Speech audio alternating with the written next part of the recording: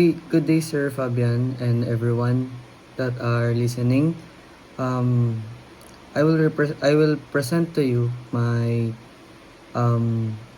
my PowerPoint presentation, and it's all about mastering the setup and operation of gas welding equipment. The first question is, what are the correct steps for connecting the gas cylinders and setting the regulator pressures for both oxygen and acetylene?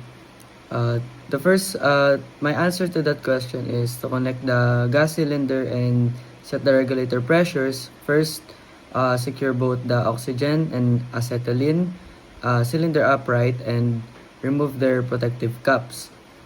Briefly open each valve to blow out any dust.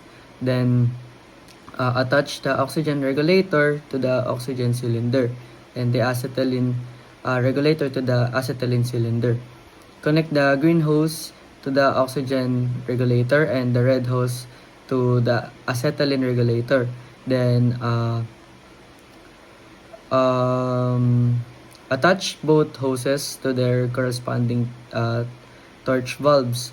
Open the acetylene cylinder valve slightly and set its working pressure to about 3 to 5 psi.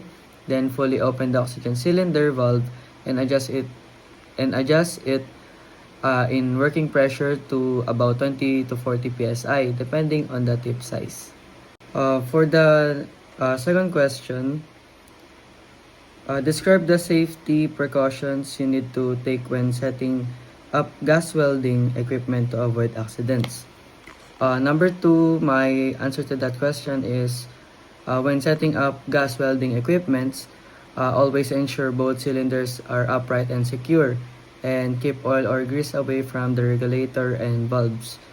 Check all the connectors for leaks using soapy water instead of flame, and install flashback arrestors, and check valves on both hoses for safety.